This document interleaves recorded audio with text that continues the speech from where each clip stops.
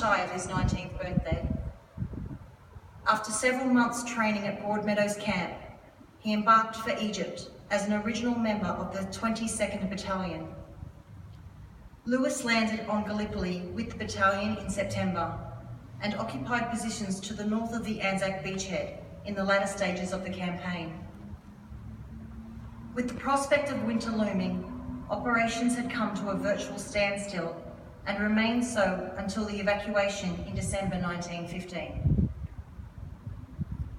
Lewis returned to Egypt with his battalion and spent the following months training as the AIF prepared to embark for the fighting on the Western Front.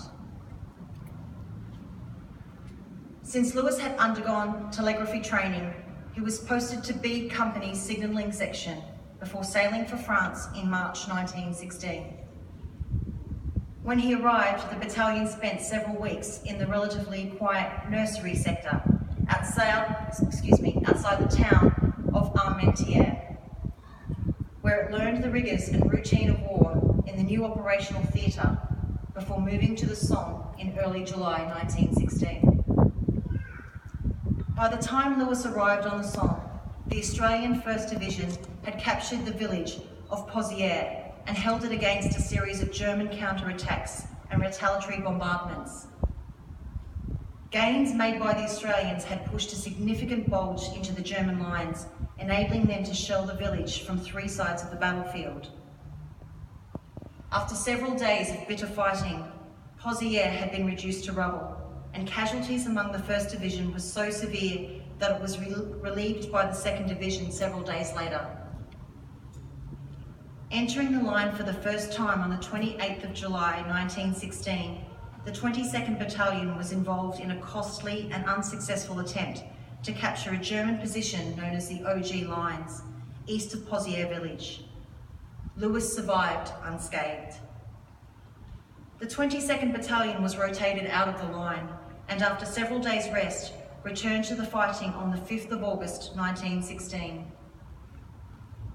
On that day, men from B Company were moving up to a position known as K Trench when German artillery crashed down upon them. 3 men were killed in the explosion, including Private Lewis. A party tried to recover the bodies, but it too was hit by German shell fire. Because of the risk of further casualties, a decision was made to suspend any further attempts to recover the B Company men killed in that blast. Lewis was just 20 at the time of his death.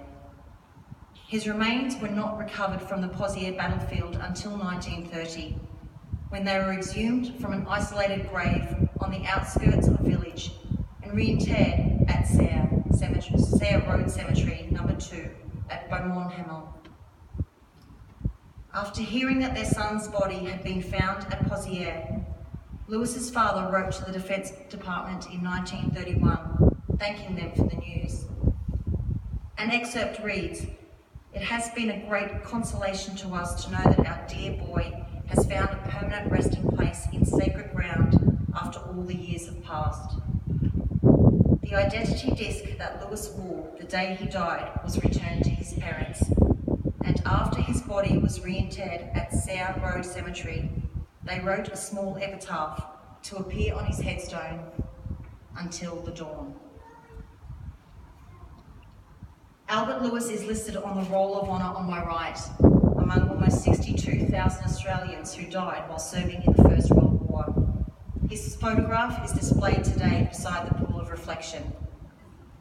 He is but one of the many stories of service and sacrifice told here at the Australian War Memorial. We now remember Private Albert Edward Lewis, who gave his life for us, for our freedoms, and in the hope of a better world.